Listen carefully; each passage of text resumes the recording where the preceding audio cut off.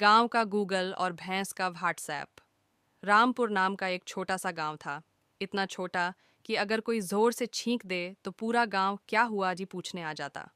इस गांव की सबसे बड़ी खासियत यह थी कि यहाँ हर किसी को सब कुछ पता होता था, बस सच्चाई छोड़कर।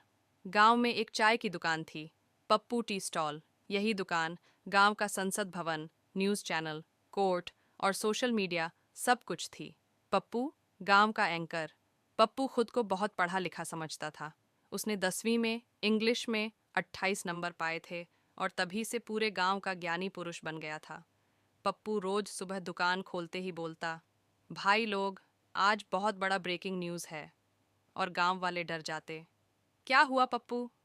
पप्पू चाय हिलाते हुए कहता, अरे कुछ नहीं, बस ऐसे ही बोला। काका जी। बिना इंटरनेट का गूगल गांव में एक थे, हरखू काका। काका को लगता था कि उन्हें दुनिया की हर खबर सबसे पहले मिलती है। काका कहते, कल रात मैंने सपने में देखा, लगता है सरकार कुछ बड़ा करने वाली है। गांव वाले मान लेते, क्योंकि काका का सपना बराबर पक्की खबर। भूरी गांव की वीआईपी भैंस। अब कहानी में एंट्री होती है भूरी भैंस की। भूरी कोई आम भैंस नहीं थी, वह पूरे गांव की शान थी। दूध इतना देती कि बाल्टी शर्म से झुक जाए। चाल ऐसी कि लगता था आईएएस बनने जा रही है, भूरी काका की थी। और काका उसे अपनी बेटी से ज़्यादा प्यार करते थे। समस्या की शुरुआत एक दिन भूरी ने दूध देना कम कर दिया। बस यहीं से पूरे गांव में हड़कंप मच गया। पप्पू चाय बनाते हुए चिल्लाया, ब्रेकिंग न्यूज़, भूरी भैंस का मूड खराब। गांव वाले इकट्ठा हो गए। किसी ने कहा नज़र लग गई है, किसी ने कहा मोबाइल की रेडिएशन से हुआ होगा। एक ने तो यहाँ तक कह दिया भूरी ने प्यार कर लिया है। काका परेशान, अब क्या होगा मेरी भूरी का? तांत्रिक की एंट्री। गांव वालों ने फैसला किया, तांत्रिक बुलाना पड़ेगा। तांत्रिक आया, माथे पर 3 लाइन, हाथ में घंटी। उसने भूरी को देखा, आंख बंद की और बोला, इस भैंस पर नकारात्मक ऊर्जा है। गांव वाले डर गए। तांत्रिक बोला, इसे दूर करने के लिए 7 नींबू, 3 मिर्च और 500 रुपये चाहिए। नींबू मिर्च तो मिल गए, 500 रुपये भी चले गए, लेकिन भूरी का दूध नहीं बढ़ा।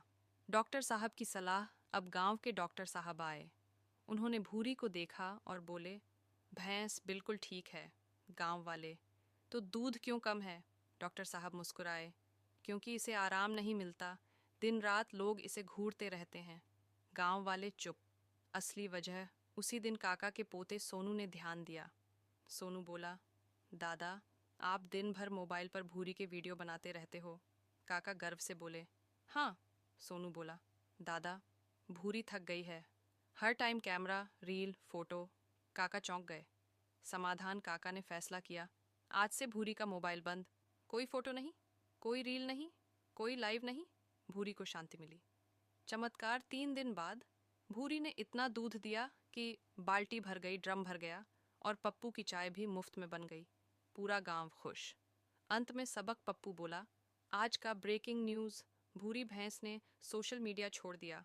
काका बोले, अब समझ आया, हर चीज़ को वायरल करना ज़रूरी नहीं। और सोनू हंसते हुए बोला, दादा, भैंस है, इन्फ्लुएंसर नहीं। कहानी का मज़ेदार संदेश, ज़रूरत से ज़्यादा दिखावा नुकसान करता है। हर समस्या का हल तंत्र मंत्र नहीं, और सबसे ज़रूरी, शांति में ही तरक्की है।